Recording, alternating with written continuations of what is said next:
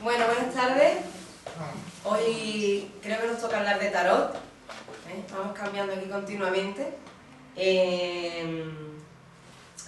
El tarot es un tema que, bueno, personalmente me toca muy de cerca, porque entrando dentro de lo que sería qué es un tarot, para qué sirve un tarot,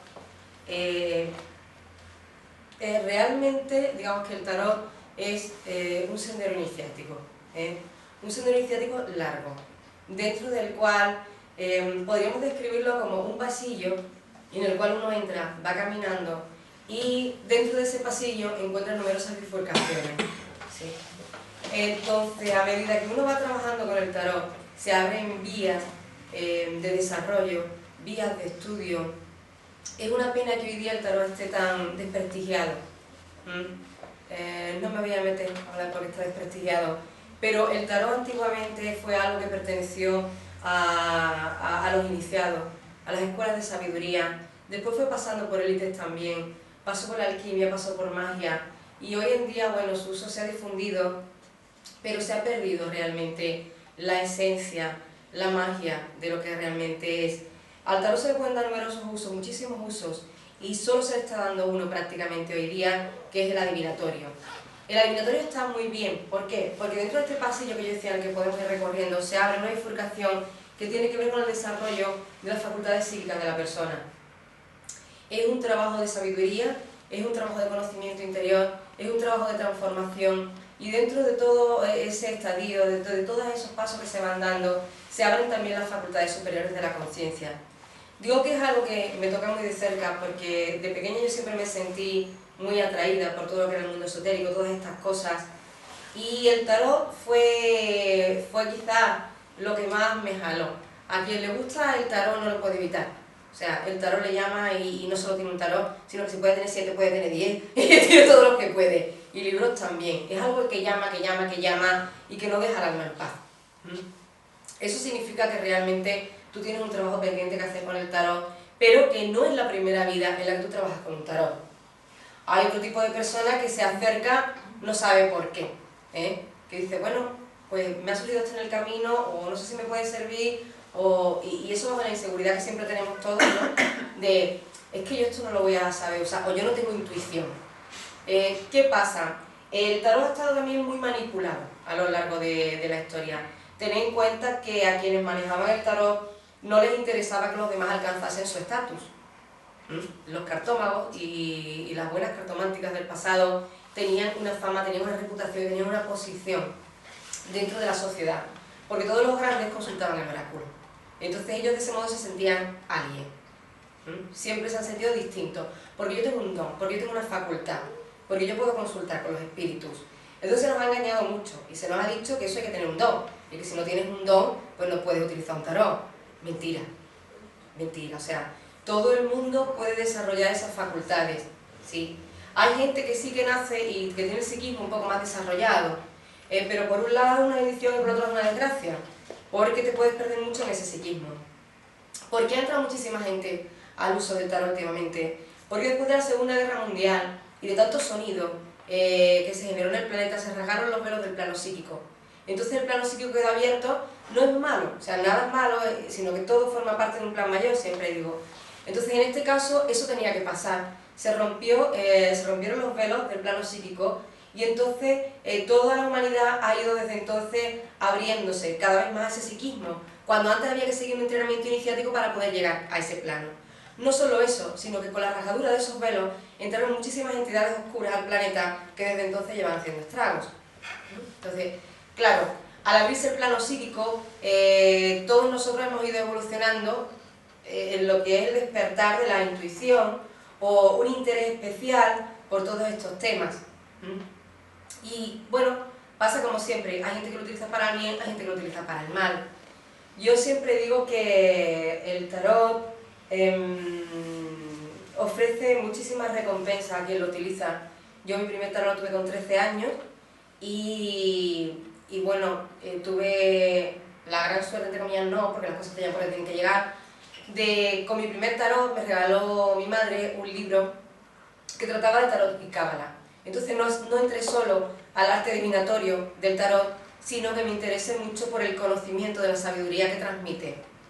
Y como os decía, esta sabiduría se perdió con los magos a finales del siglo XIX prácticamente. Porque por entonces todavía había estudiosos como Papus, Eliphas Levi, grandes magos, grandes investigadores que se interesaron muchísimo por descubrir las claves del tarot.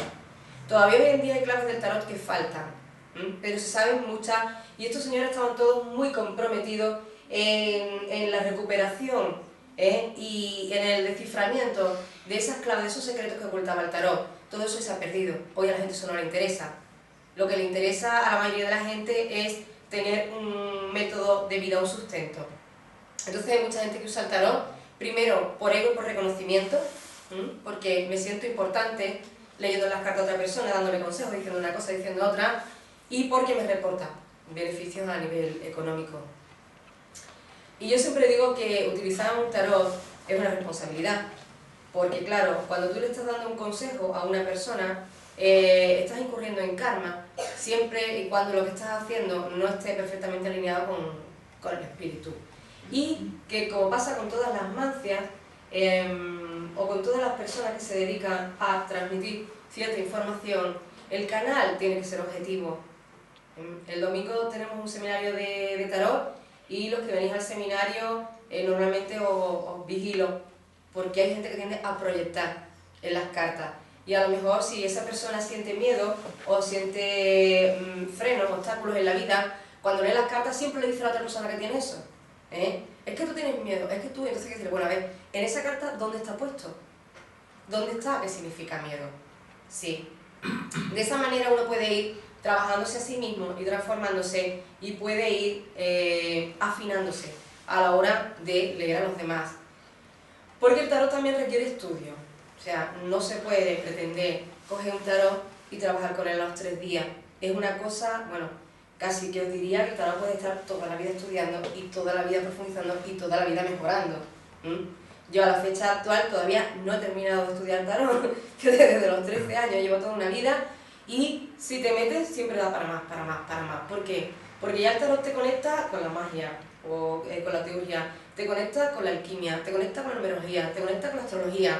Entonces ya está en uno que quiera abarcar más o abarcar menos. ¿Significa esto que tengo que quedarme toda la vida de estudio para poder utilizar un tarot correctamente? Pues no, pues no.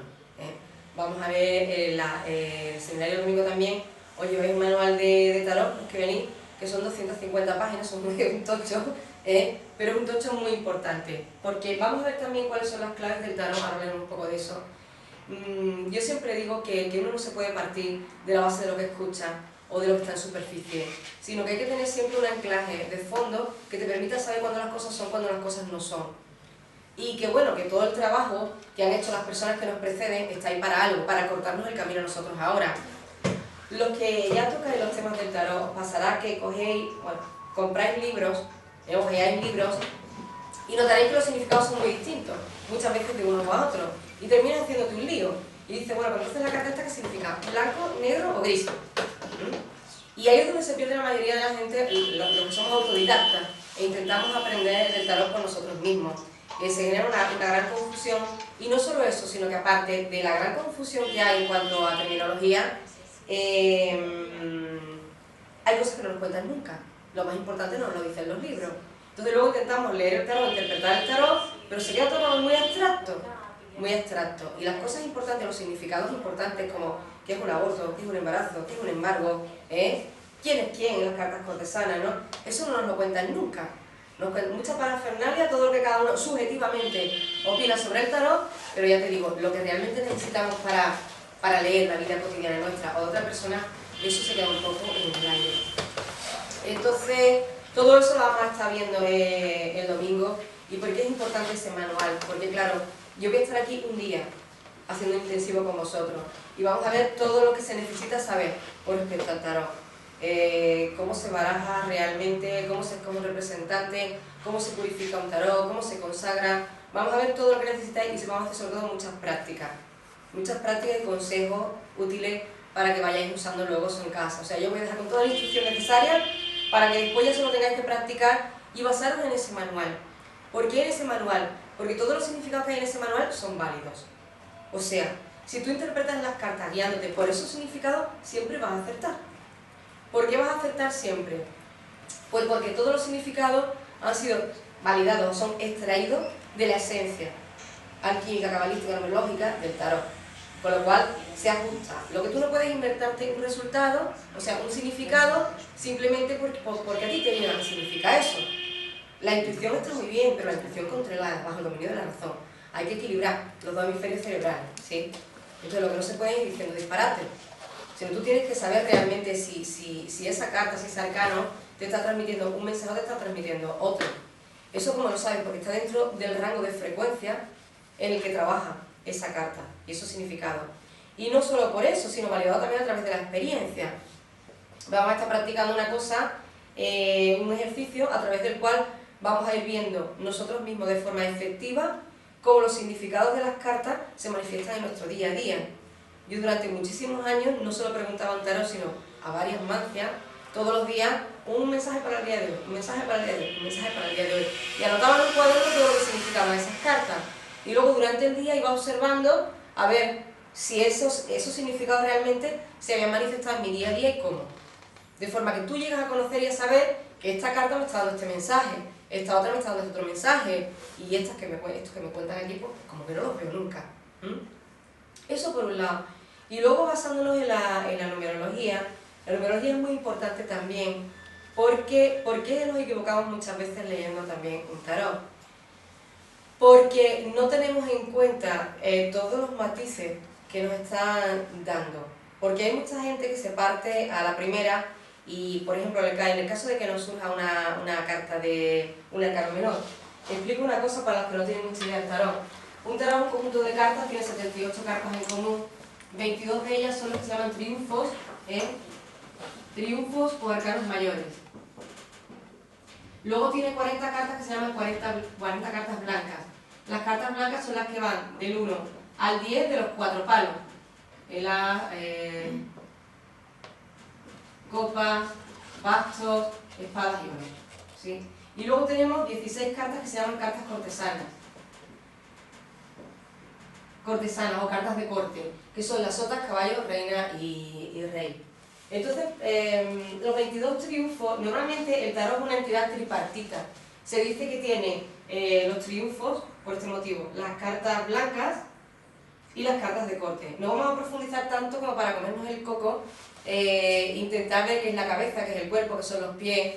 Vamos a intentar dar las claves por si son importantes para que luego vosotros podáis avanzar, pero hay cosas más profundas del tarot que sí que no vamos a ver, pero hay cosas básicas que hacen falta, como por ejemplo lo que es el tetragramatón, que se llama el tetragramatón o la clave de 4. ¿Por qué necesito saber estas cosas que no me cuentan en ningún sitio? Los antiguos magos sí lo sabían. Porque si a mí me sale una carta, me sale unas de copas, y yo tengo significados que me dicen unión sentimental, por ejemplo, y yo le digo a una persona, cuando me sale las de copas, mira que te lleva una relación de pareja, va a tener una relación sentimental, me voy a equivocar muchísimo. ¿Sí? Porque no es una carta de manifestación, no es un número de manifestación. ¿El tetragramatón de quién nos habla? El tetragramatón es uno de los nombres de Dios.